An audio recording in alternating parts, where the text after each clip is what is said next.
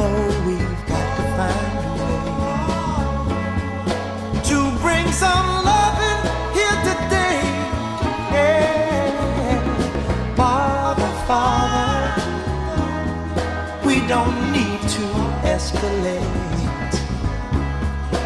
You see, war is not the answer, for only love can conquer hate. You know we've got to find a way to bring some loving here today. Oh, picket lines and picket signs. Don't punish me with brutality. Talk to me so you can see what's going on. What's going on?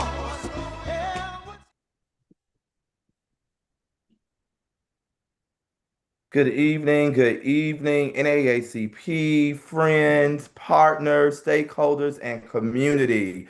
Welcome this evening to what we are calling our budget briefing from the most recent budget bill that happened over the last few days and the vote that happened today. Good evening, everyone. We know we've been with many of you throughout the week. Some of you have been with us on Sunday. Some of you were with us on Monday, and we're closing the week out with us again. Again, my name is Dominic Whitehead, Chief of Field here at the NAACP. And if you are here this evening to get updates on the budget bill that was passed earlier today, you are in the right room and in the right place at the right time. Here this evening, we have a jam-packed agenda for everyone this evening to walk through not only what happened today, but our next steps and how we're going to continue the path forward, or how we're going to continue to press on what Leader Jeffrey said today. Of course, as always, we want to make sure we know who is in the building this evening with us. So continue to utilize the chat and let us know where you all are zooming in, streaming in from this evening, so we can know who we are talking to and engaging with. But we also have some housekeeping rules, as we always do on these calls this evening. We're asking folks this evening to make sure for any questions that you have, utilize the Q&A box. Utilize the Q&A box. We know this is a very active bunch of freedom fighters, and so you all use the chat to engage with us and to really show your engagement around what's happening. But we want to make sure we get to your questions, because we know a lot has happened over the last few days as it relates to the overall budget and what we have seen. And so we're making sure folks use the Q&A box. Also, we know there's a lot of resources in the space that folks are using from their states and their communities, but we want to make sure we're one NAACP. And so what does that mean as being one NAACP? We want to make sure that you all look at the links and the resources that staff will be placing into the chat throughout the evening. Again, utilize the links and resources that staff will be placing in the chat throughout the evening. So we ask that you hold back a little bit from some of the links that you may use, because we have call to actions and toolkits and real-time information that you can use in your communities. You can use, your branch can use it in the communities that each of you are representing overall. Again, I say, hit us up in the chat and let's have a good time tonight around what's happening and be active, but utilize that Q&A box to ensure that we get your questions. We will have a question and answer period this evening. Again, a jam-packed agenda, so I'm not going to hold us up. I want to kick us off. I see we have both our President and CEO,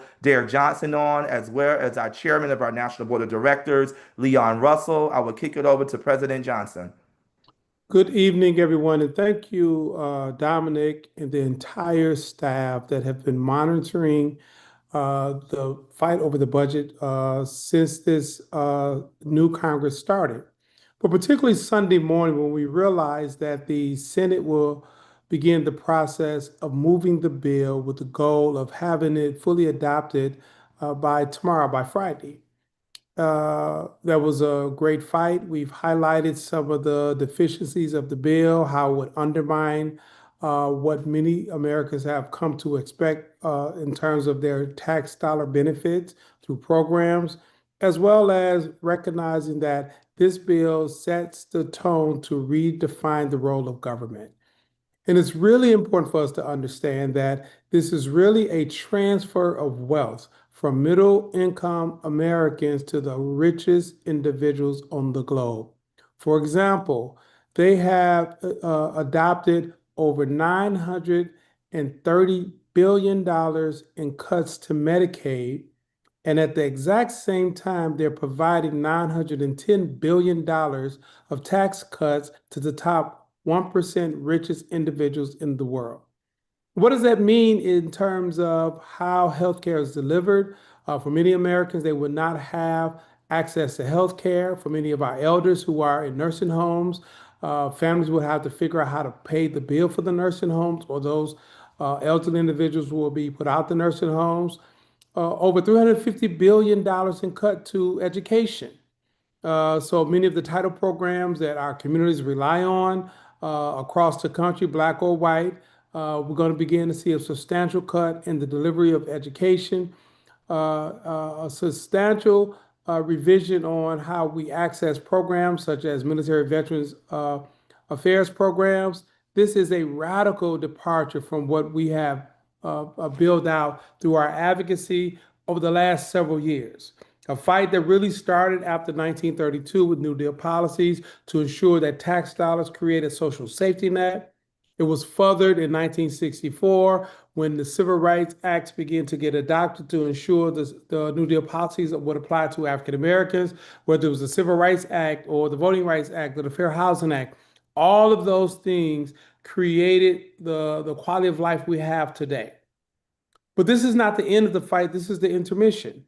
And now it's incumbent upon us as NAC peers and the community as a whole to create the moral compass forward. That is our job to impact the formation of public policy, but also understand that elections have consequences.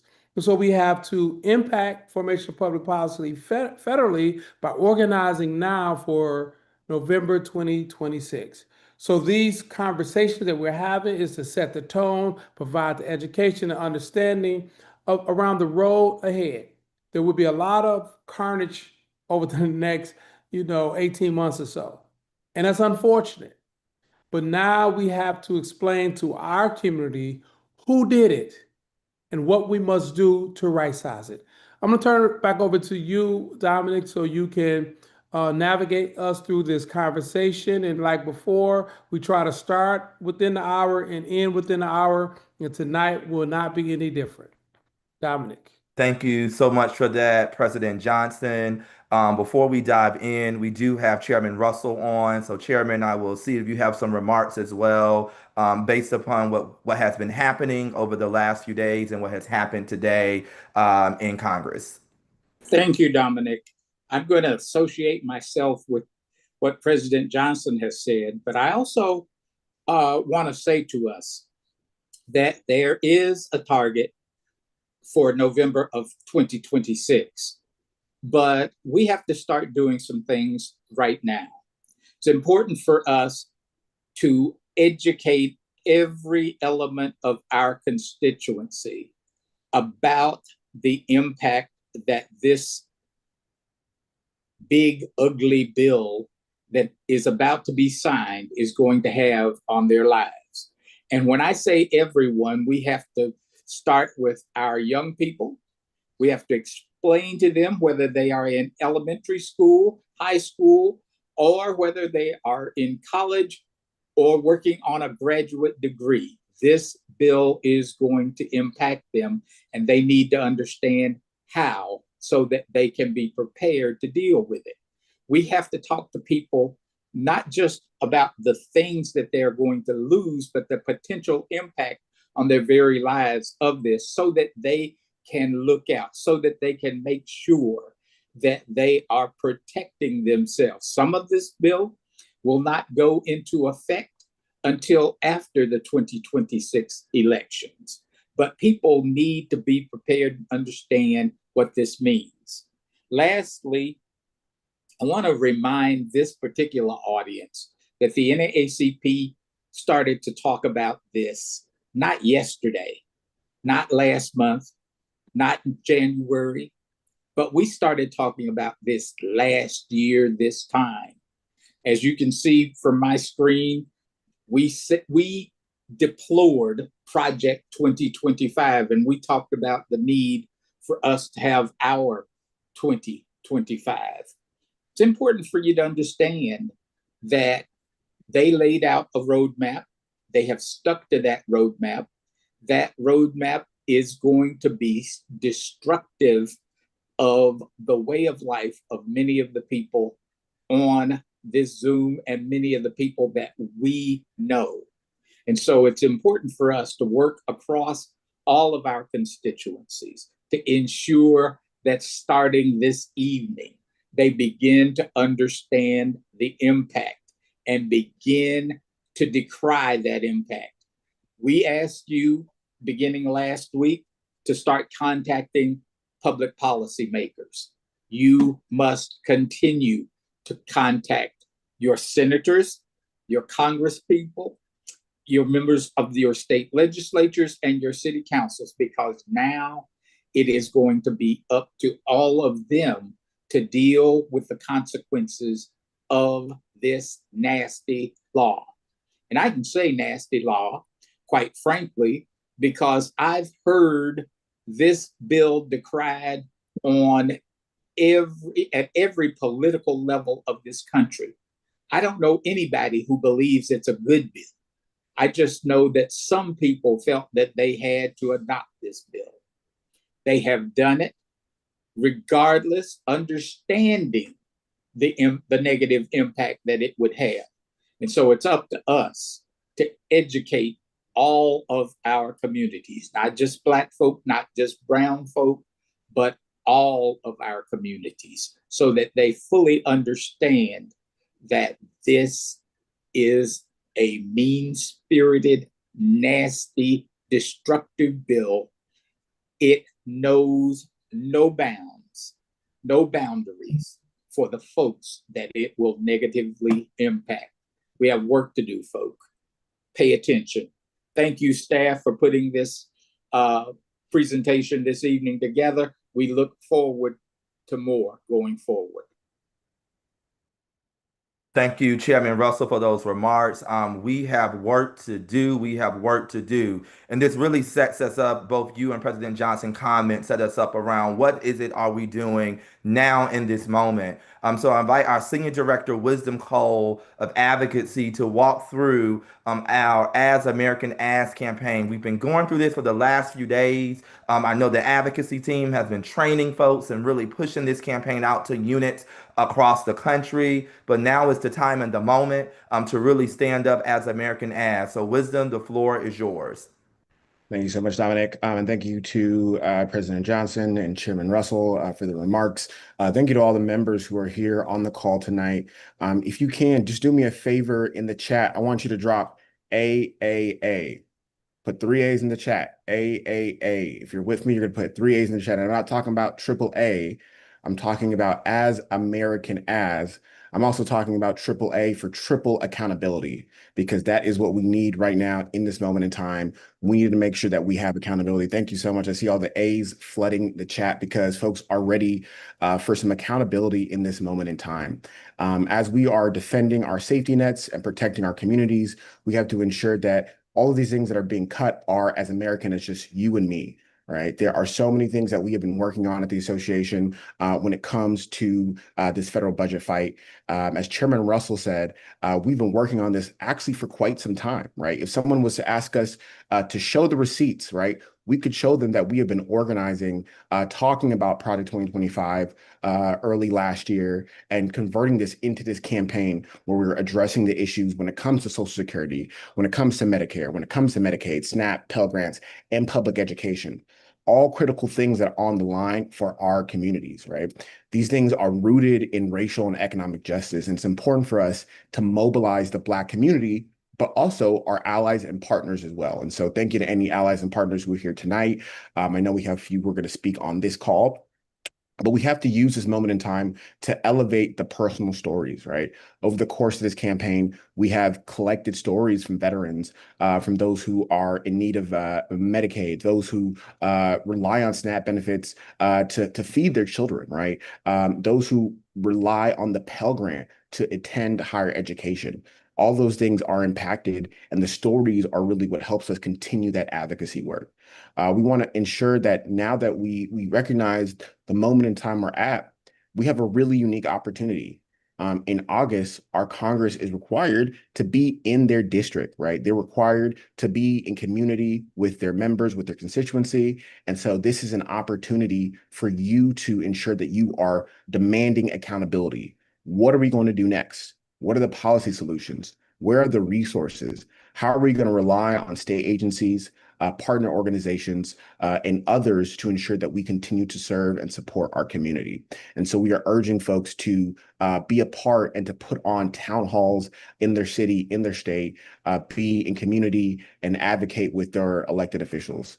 And last but not least, this campaign is really around influencing the federal budget to prioritize equity and protect what we have earned. So as I said before, right, we have been on this campaign for quite some time. In August of last year, we had our first Protect Our 2025. In March of this year, we said, hey, we need to have a community call to action to make sure that our community is aware about what is at stake and is up to date on the information. On May 13, 2025, we had an all units training around budget power, right? Where is the power in the budget? How do we understand where the money is going? Because sometimes we experience that the math is not mathing. So we have to use this opportunity to educate ourselves. And then just last week, we had a community call to action or all units call about mobilizing our in-district of advocacy for town halls, where we walked you through the information, where we gave you the step-by-step instruction on how to do the town halls. If you haven't seen that, if you haven't received that, definitely reach out to one of us and we'll make sure you are provided with that. But there's definitely some awesome trainings there that you can find on our YouTube channel. So some of the key accomplishments that we have done, we've sent 6 targeted advocacy emails and mobilized folks with a lot more. And part of this was also making sure that we know who our enemies are. Who are the people who are standing up against us? Who are the people who are making way to ensure that the resources that our communities so desperately need are not being reached, right? And so we made sure we identified those people and called them out, and we want to continue to call them out and ensure that they know that we are watching. We're watching now, we're going to be watching in 2026, and we're going to do everything in our power to ensure that those who are going to do the most and best for our communities are in those positions of power. So that, again, thank you so much for joining this webinar tonight. There's still so much to happen. I look forward to seeing many of you at convention, and I'm going to turn it back over to Dominic Whitehead.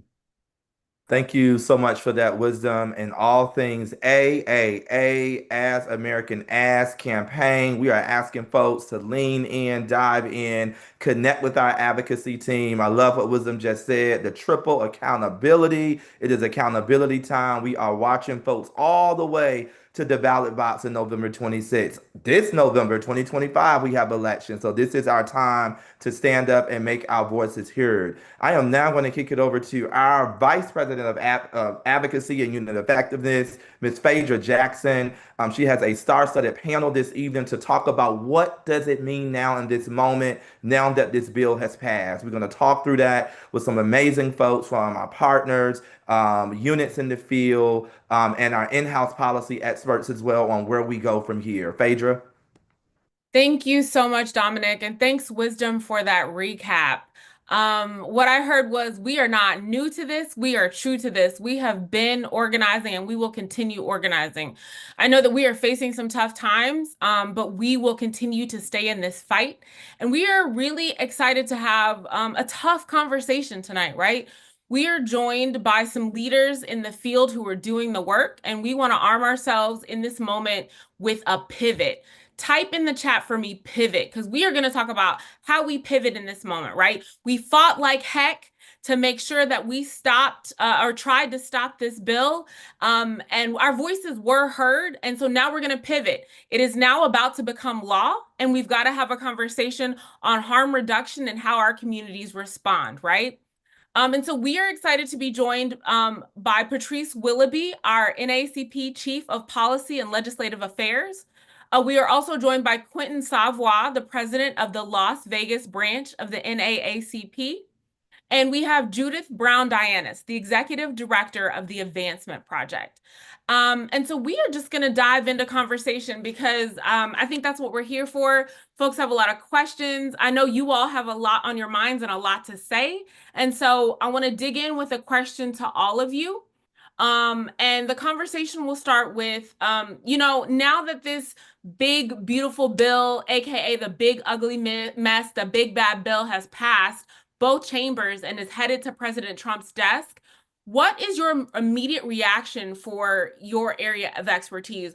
What should our communities understand about what just happened? We got a lot to unpack. I know there were 24-hour streams and people were watching CNN and C-SPAN and watching 24-hour filibusters. But what is happening right now and how should we unpack what we just saw? And we will start with you, Patrice. Well, thank you, Phaedra, and thank all of you for being here on this evening's call. Thank you for your advocacy and thank you for your attention in moving racial equity forward with us at the NAACP all across the country. So when I think about this bill, I am reminded that the history of racial progress in this country is a pendulum. It swings up, and then it swings back before it swings forward again. And what we have just experienced in this bill is one of those swings back. This is one of the most regressive, probably the most regressive bill that has ever been passed by the U.S. Congress. But what does that mean to me? It means that as people of color, we have made great strides, and there is a concerted effort to try to arrest that progress and to keep it from moving forward. So when I think about this bill, the tax cuts that have put revenue toward the wealthiest 1%. I'm reminded of Frederick Douglass, who said that power concedes nothing without demand. And that is why your participation is critically important, because as you engaged in this fight, it also means that a lot of the worst provisions that were in the bill, some of them were taken out. And although there's still a whole lot of bad in there, there is the next election. And our focus as Black Americans and other people of color and other people of goodwill means that we will continue to engage over the next year and a half, 2 years, 4 years, every year, to ensure that the country fulfills its promise and that we have access to the supports and services that are needed, from the lowest and the least resource to all of us who need and depend on government services. Thank you so much for that important and ground-setting answer, Patrice. We are going to shift now and go to Judith. Judith, what does this mean, and what is your understanding of what just happened from your perspective? Sure, thank you. And good evening, NAACP family. It's an honor to be here with you all, especially on the night before July 4th, that people are still committed in this moment. That shows something, that the NAACP will stand up and always fight for our people. So when I look at this moment, I want to also thank you for all that you have done in beating this thing back. It was a lot of hard work that went in, even in the last moments. And I will tell you that I was really excited last night when we got to the 5 votes that were the holdouts to get this thing to the floor, because it showed the strength of the people. And even though they had to work overnight, they had to go up on the Hill to get people to flip their votes, it showed that we could actually take on an authoritarian ruler and that we are not backing down. Now, I will say that they are closer to getting what they want in Project 2025. There's a Project 2025 tracker that shows that they are 42% of the way there. That does not include what just happened in the budget. And so we do have to be concerned about what is going to happen. The things that stick out to me that I am so upset about is that they are taking from middle class and poor folks and giving to rich folks. That they have lied to Americans and told us that they were cutting because they didn't want any more debt. But in fact, they are going to add more than $3 trillion in debt. That what they have done is cut Medicaid, Medicare, and food assistance to people who are in need, and given money instead to build up ICE, to build up immigration enforcement. If you don't know, there was more than $172 billion in that bill that is going to ICE enforcement, which includes detention centers, includes more ICE officers, Border Patrol stops on the inland, not just at the border. That's the priorities of this administration. So they continue to show us that they will lie. They continue to show us that we are not important. They continue to show us that billionaires are more important than working class people. And so this is a moment where we continue to lean in and to push on and to get in good trouble, because it's not over. The fight on this budget might be over for now, but our work is not over. That is right. Our work is not over, and we continue to lean in. All right, so we're gonna go to Quentin. And Quentin, can you give us your perspective? You're a branch leader. You are in the trenches with the NAACP. Can you talk about, how our community should really understand what just happened? Absolutely. Thank you so much for having me this evening. Good evening, NAACP family. It's a real joy to be with you. When I think about making sense of this moment, it reminds me of a year ago today. It was a year ago today that news broke that Kevin Roberts, the president of the Heritage Foundation, went to the news and had a discussion, or the question was prompted around, look at our academic institutions. And he would end his statement to say, and we are living through a second American Revolution that shall remain bloodless if the left allows it to be. And when you look at the impacts of this bill, this is the war that he was referring to.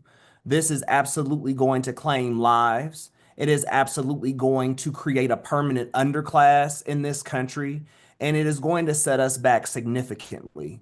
One thing that I marvel at by these extremists is their dedication and unwaveringness in their anti-Blackness.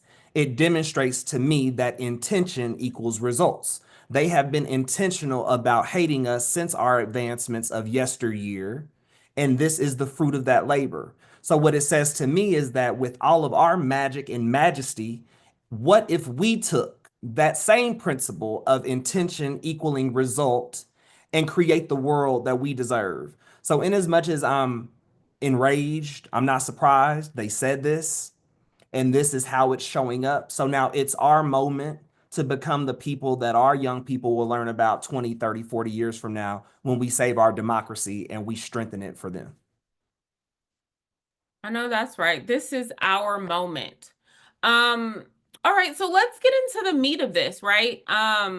We know that it's called a big, beautiful bill for a reason, Patrice. Can you walk us through what this legislation, we know kind of the big points, but what should we be paying attention to? What should we be expecting? What has made this passage so significant, especially for Black and Brown communities? And I actually saw a question in the chat. What were some of the things we maybe were able to beat back or hold them on where they kind of paused on? So, and what we mean when we say regressive tax policy, that means that instead of the policy either affecting everyone equally, it means that the policy benefits the wealthiest people at the expense of the lower income and middle income people. And so what we expect to see is that For example, there will be significant cuts in health and social programs. This bill will give drastic cuts to essential health and social programs, and that will impact millions of Americans. So Medicaid and Affordable Care Act coverage cuts are going to result in about 17 million people who may lose their health insurance, depending on the states. Medicaid is a program that is administered by states. It doesn't matter what it's called. Like in Alaska, it's called Denali Care. In Arkansas, I think it's called Sooner Care.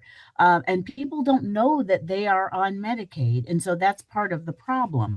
But those cuts are going to restrict states in their ability to offer those programs, which means that states are going to put in place their own restrictions that are going to take more people off the rolls of healthcare. SNAP, for example. SNAP is going to be reduced by almost a third, and that's going to affect millions of beneficiaries. You know, the SNAP program provides about $6 for people to have supplemental nutrition assistance, and that's children, elderly people, disabled people. And so there are going to be a lot more people who are food insecure.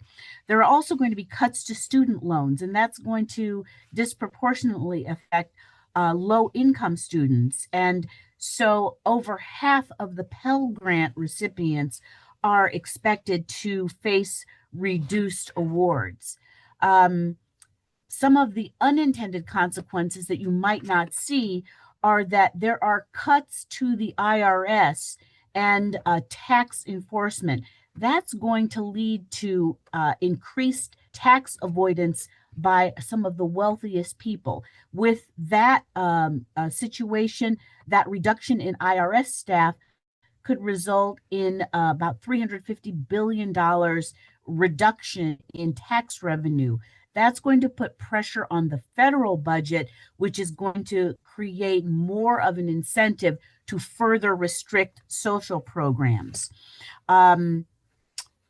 You know, the Congressional Budget Office has assumed that states are going to cover about half of the cost of these federal cuts. That means that increasingly states are going to be under a lot of pressure. So depending on where you live, that is going to determine what social safety net you have.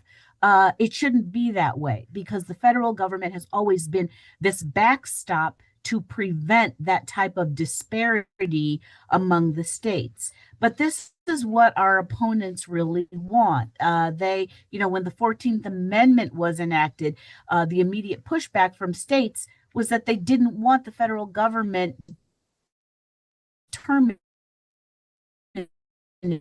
how Black and white people were treated equally. That type of dynamic with depending where you live, that will determine the level of benefits and services that you're able to have. Thanks, Patrice.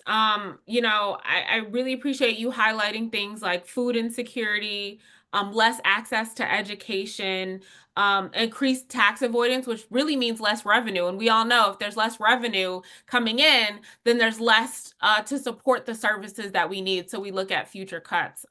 So thank you for really putting that into context and helping us understand what we can look for. And I think it's really important that we name this, y'all, because you know, there's going to be a bit of time before we see these things come into action. So we need to name them now and then name them when we see them. And remember that because of this, we are now here in this position. So thank you for really putting a finer point on what we can look for down the road.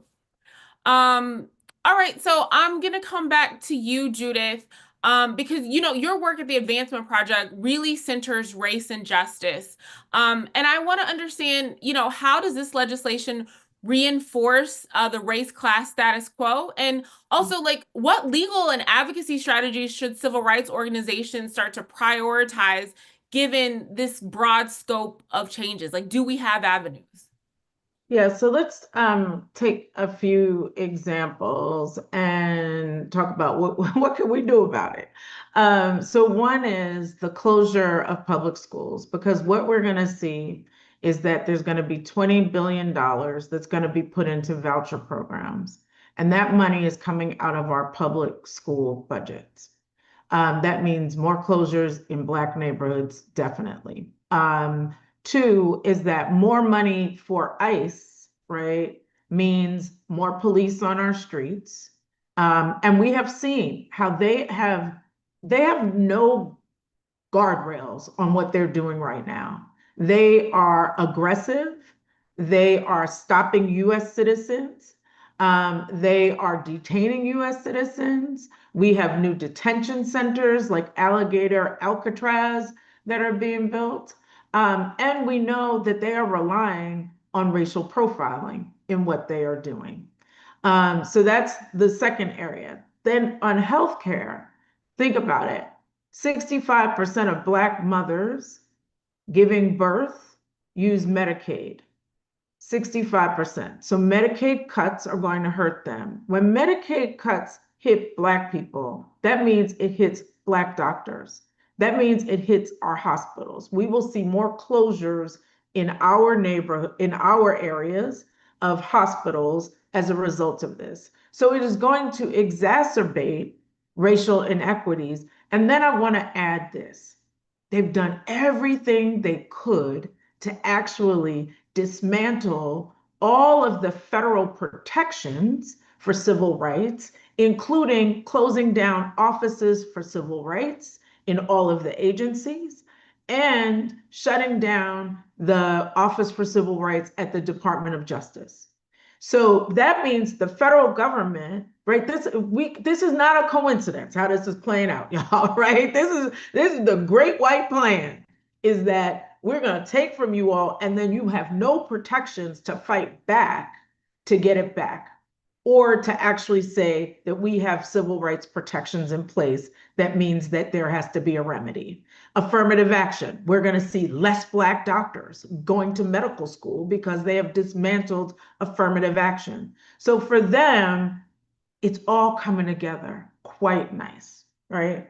And so I just want to turn to like, what are we going to do about it, right?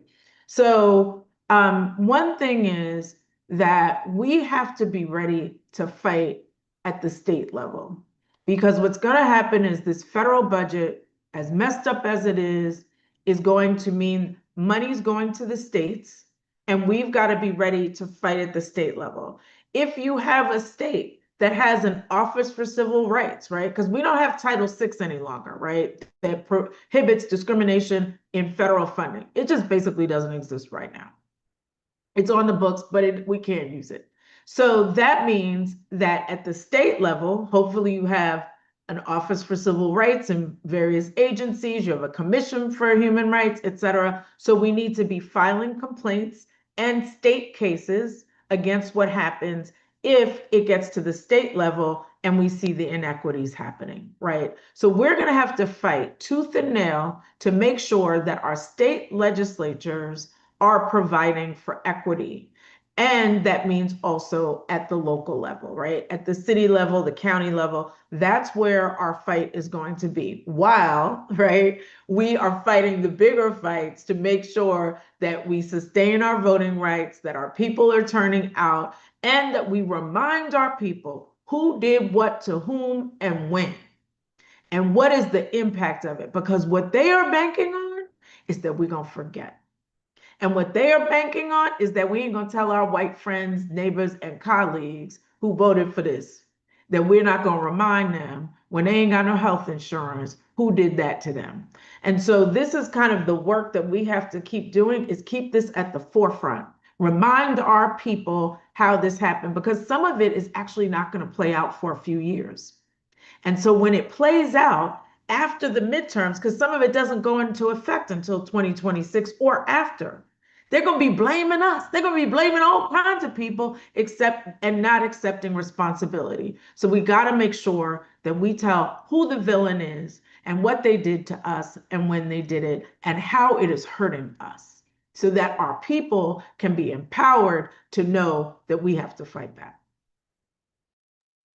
Oh, powerful words.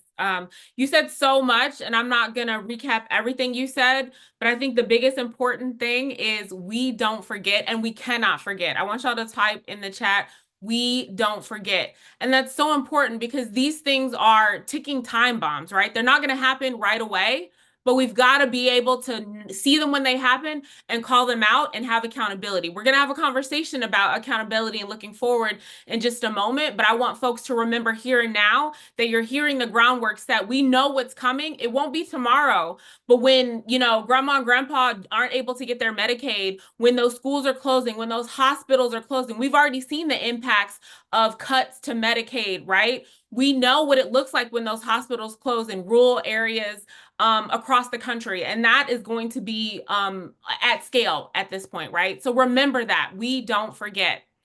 All right, Quentin, we're going to come to you. We've got a lot of NACPers on, a lot of activists, folks who are doing work in the community. And we know that you and your branch, the Las Vegas branch, have been very, very vocal in this fight, trying to educate folks and make sure they understand the context of what's happening. For NACP branch leaders nationwide and our allies, what concrete steps do you think we should be taking next to protect our members from the harmful impacts of these cuts? Yeah, that's a really, really great question.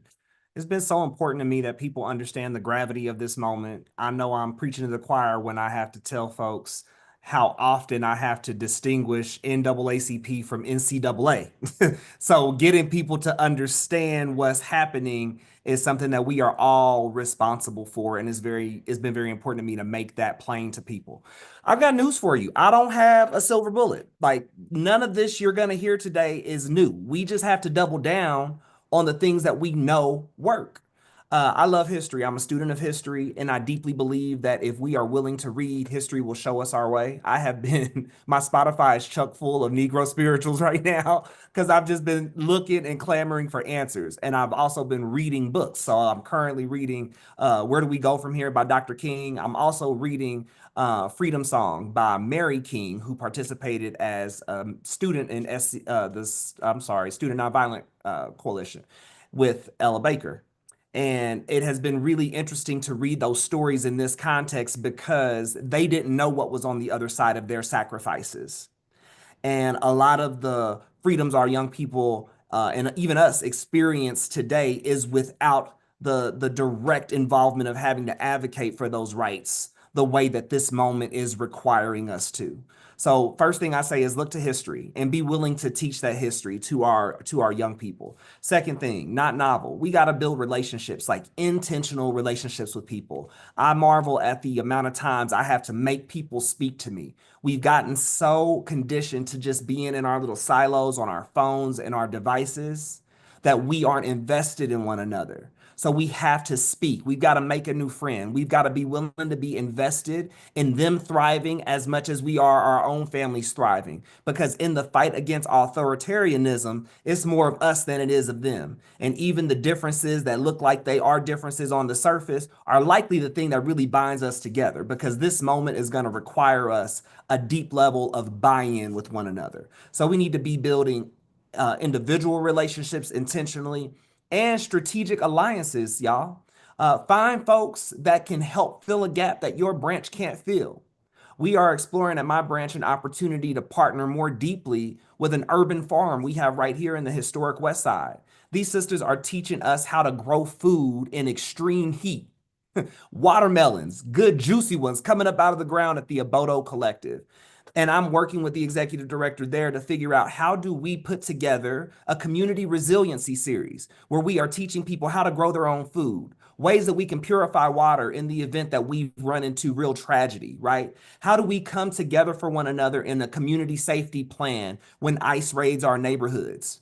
We have to be having these kind of conversations with each other, because who's coming to save us is us.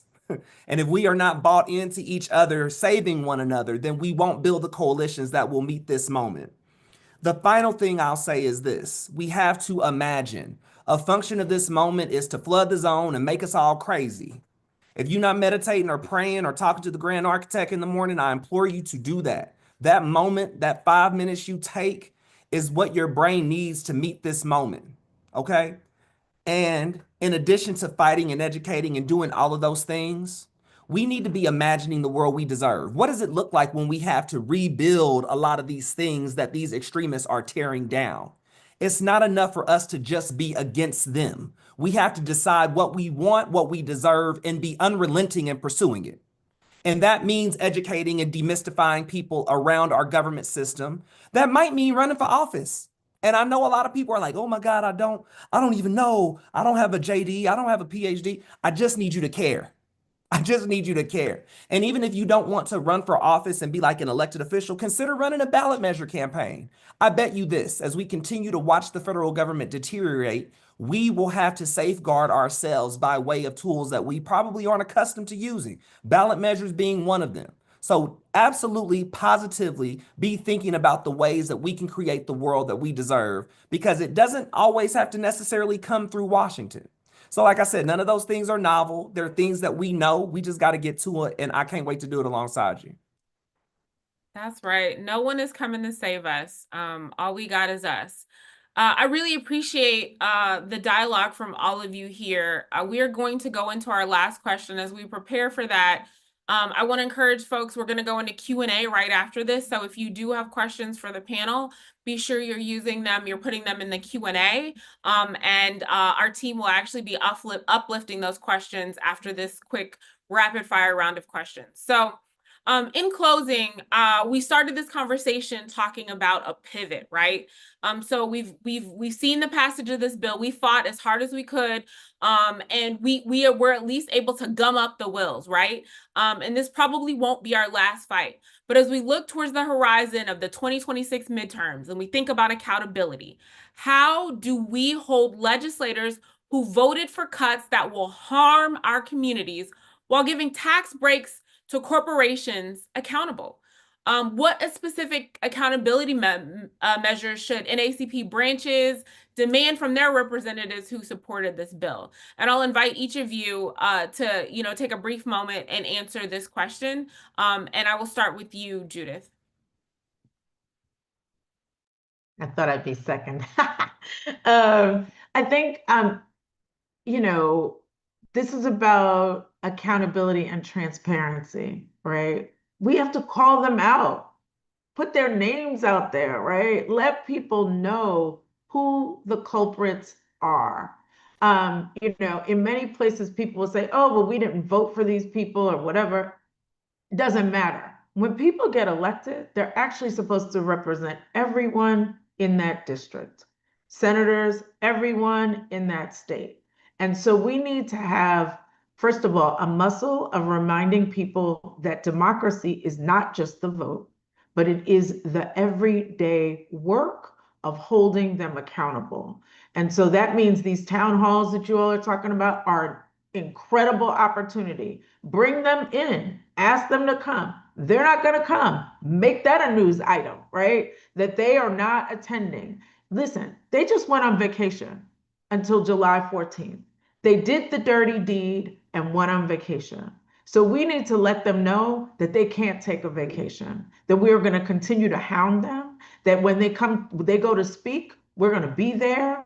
We're going to call them out. We're going to remind everybody who, like I said, who did what to whom and when, and what is the impact of it. And then we're going to turn our people out to vote in record numbers. And this is a midterm. So we know that numbers are down, but we've got to use this as the opportunity to let people know midterms matter.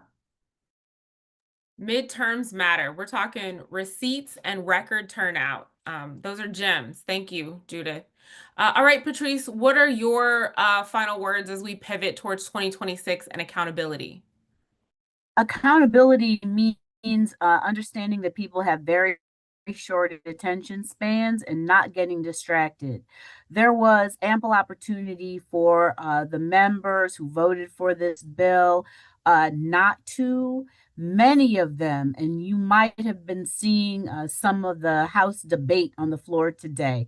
Hakeem Jeffries did a masterclass. He pulled out all of the letters where members of Congress had written to their leadership and told their leadership, this bill is not good for my people. And then they went and voted for it anyway. So, we're going to make sure people have access to those materials. We're going to show you where to find them.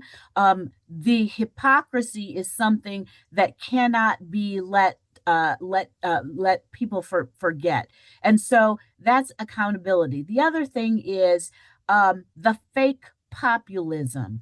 There are provisions in this bill like the no tax on tips and overtime that are only going to benefit a small percentage of workers, with the average tax cuts for lower income people being negligible. When people come online or they're doing a town hall and they say these empty words, you have to ask them, what does that mean specifically? And ask them for numbers. Guarantee you they're not going to be able to give numbers because it's fake news. So hold their feet to the fire on things like that. And then finally, not being distracted by the fact that there will be efforts to send little bits of money out to Black organizations, to have Black and other people of color, to split our resolve. And when you see that happening, being available to call it out as well. And if people are not acting on behalf of the large interests of our community, then we have to call it out as well. If a church is taking money, we saw the thing where a denomination is taking $300,000 from a corporation that people have been avoiding, as a way of having a talking point. I think it's important that we drill down to the substance and the larger issue of our community's interests and not be diverted from attention toward the fact that we all need to benefit. And until all of us are free, none of us are free. Amen. All right, Quentin, I'm going to kick it to you for your final comments on how we pivot towards accountability in 2026. I imagine like most folks on this call, when your elected officials see you coming, they probably already know what you're going to say. That's how it is for me in Nevada. They are like, oh, Quentin's already on this justice stuff, right? So I have to bring other people that reinforce the thing that I'm already telling them so that they know these are real problems. This underscores the importance of using this moment, this year and a half that we have until the midterms, to truly be building relationships and gathering the stories from our community members. I know when I'm organizing in my own community, people feel ashamed of the things that are happening to them because they feel like in some way that it is them missing the mark, not understanding that this country has violently legislated against Black Americans for a very, very, very long time, and none of this is new. So we need to be creating space amongst one another so that we can gather each other's stories. We can be taking those stories to the NAACP so that when we are advocating, we are representing the voices of people that maybe not be participating in our branches actively, folks that are in the margins who are not invited to the table. Gather those stories, create space where they can share those stories, because it is going to take a movement, an even greater movement, for us to meet this moment. So be intentional about that. Be intentional and meet this moment. All right. Well, a big thank you to our panel. We did promise you Q&A. Our staff has been hard at work. They've actually answered a lot of the questions in the Q&A. So thank you for putting them in advance. But I do know that Corey, Wisdom, and Tiara were fielding some questions, and there was one or two that they thought might be helpful for the entire group to hear. And so, Corey, I'm going to ask you to come off mute and share the question that you wanted to raise up from the Q&A. Yes. So one of the questions that we have is, how can we shift toward a healthy balance between political advocacy and proactive and crucial problem solving? While we need to prepare for November 2026, how can we work at the root and take our well-being and safety into our own hands as a people and begin creating our own community-based hubs as healthcare processes, community support processes, and education processes? Anyone who's comfortable answering that can take it. Look, you have to realize that you're not responsible for the entire world. If everybody works on their corner of the world and coordinates with everybody else who's working on their corner of the world, then the entire world will be taken care of. And that's how you safeguard your own wellness. You can only take on what you can take on, but do it consistently. I would add that we really need to be building mutual aid infrastructure. It exists in places. There is a history of Black people and Black communities doing mutual aid, everything from the small things like community refrigerators to the larger things of like, how are we going to get Black doctors to support our community when folks are in need, and building real networks of support. And so I would say we need to be studying what mutual aid networks look like, and really build up the muscle to understand that this is a community-based effort and it does take some work, but we're the only ones who are going to save us.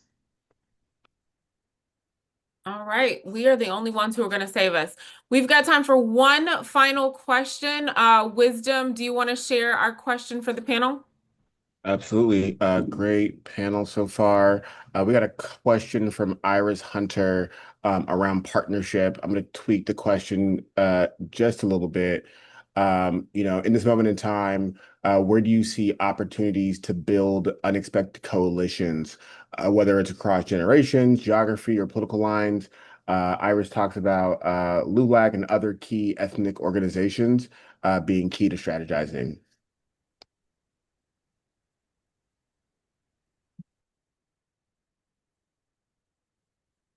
That's a very good question. I definitely would recommend, I don't think we have a LULAC chapter here in Nevada. I'm thinking about the people that are going to be directly impacted by some of these cuts. And if we got into the demographics of it, it's probably a bunch of people who don't look like us. So that's why I hesitated, because I'm like, I don't know if that's our work. But like Chair Russell said earlier, it's for all people. We got to save our whole community, right? So I think the real important part of this is going to be really reaching folks that are going to be directly impacted by these cuts, because they'll be able to see how government plays a big role in their day-to-day lives. What I was very surprised by in the election leading up to 24, under this narrative of like, we got to save democracy, so many people didn't understand how democracy was showing up in their everyday life. Well, as unfortunate as it is, this bill will create an opportunity for us to show how our democracy was healthy and vibrant and a culture of taking care of one another despite its flaws that need enhancement. Thank you so much, Quentin. And again, thank you to this panel. I see folks asking for more Q&A. We are at time for this. Feel free to drop them in the Q&A box. Staff will continue to answer the questions, but we wouldn't be the NAACP if we didn't have a call to action for you. And so I'm going to invite my colleagues, Janelle Rucker and Tyler Sterling, to come on and share our call to action. Again, a round of applause for our amazing panel and the really great insights and feedback that they shared. Thank you so much.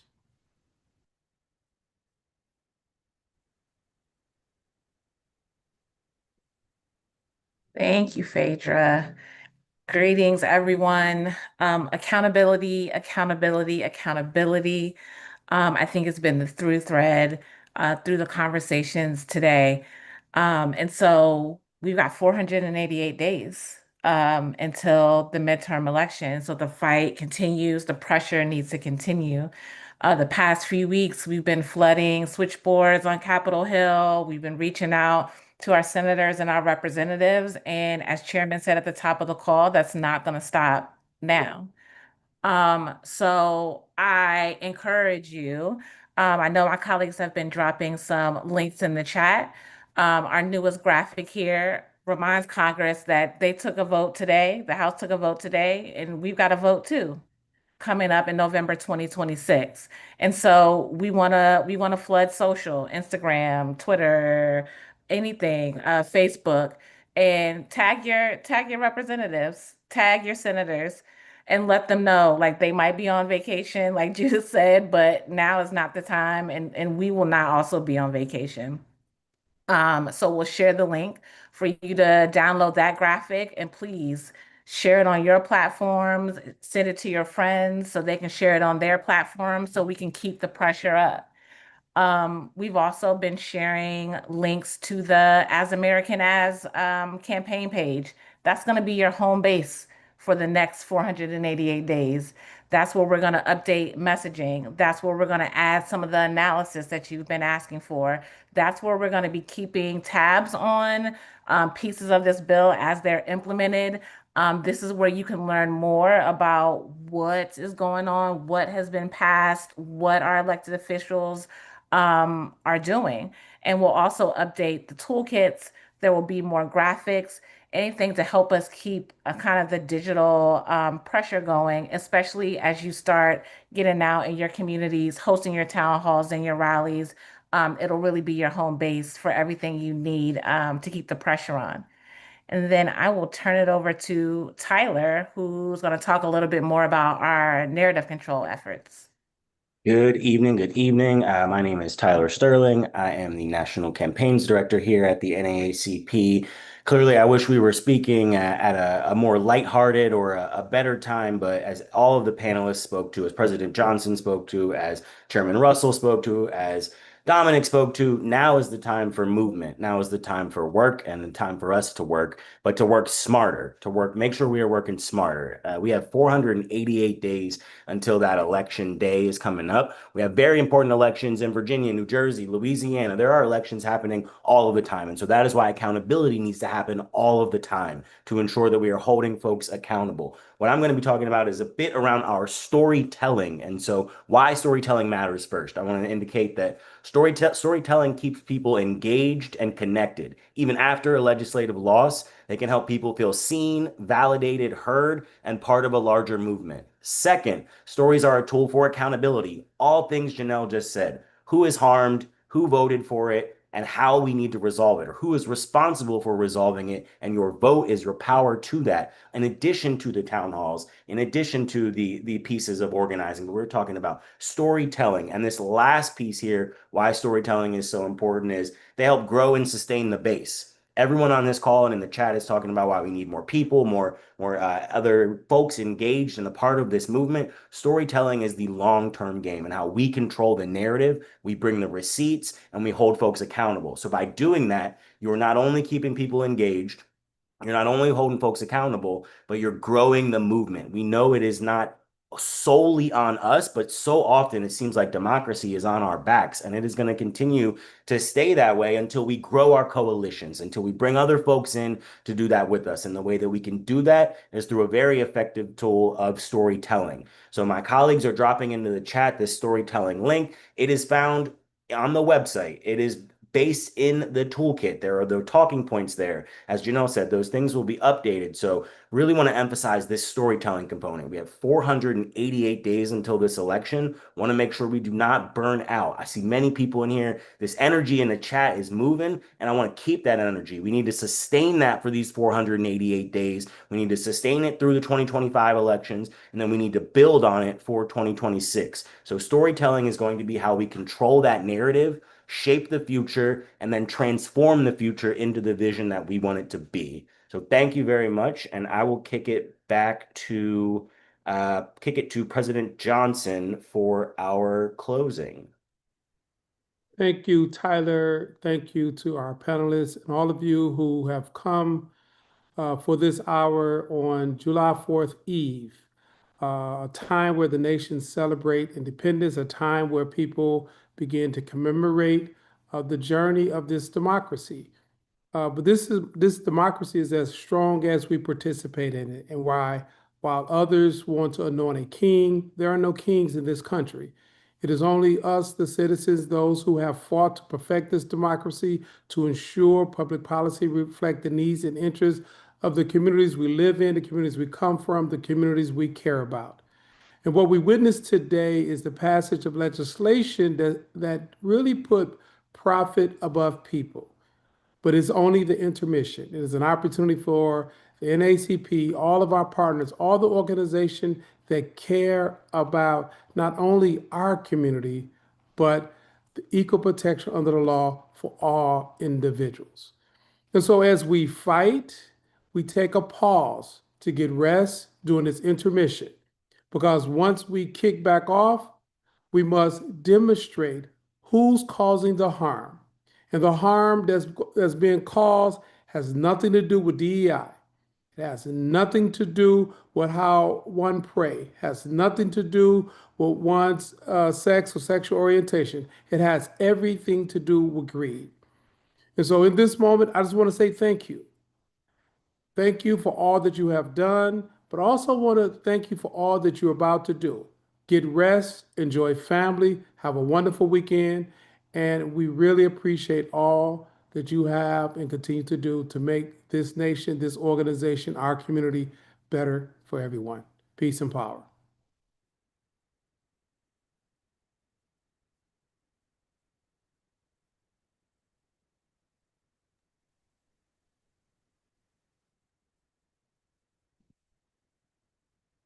Thank you, everyone. Chairman Russell, didn't know if you had any words, but good evening and thank you all.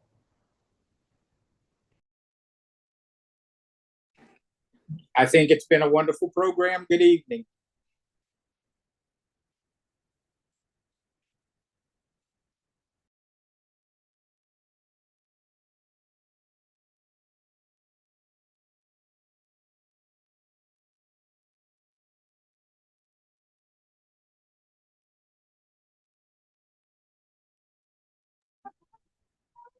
Revolution will not be televised. The revolution will not be brought to you by Xerox in 4 parts without commercial interruptions. The revolution will not show you pictures of Nixon blowing a bugle and leading a charge by John Mitchell, General Abrams, and Spyro Agnew to eat hog maws confiscated from a Harlem sanctuary. The revolution will not be televised. The revolution will not be brought to you by the Schaefer Award Theater and will not star Natalie Woods and Steve McQueen or Bullwinkle and Julio. The revolution will not give your mouth sex appeal. The revolution will not get rid of the nub. The revolution will not make you look 5 pounds thinner because the revolution will not be televised, brother. There will be no pictures of you and Winnie Mae pushing that shopping cart down the block on the dead run.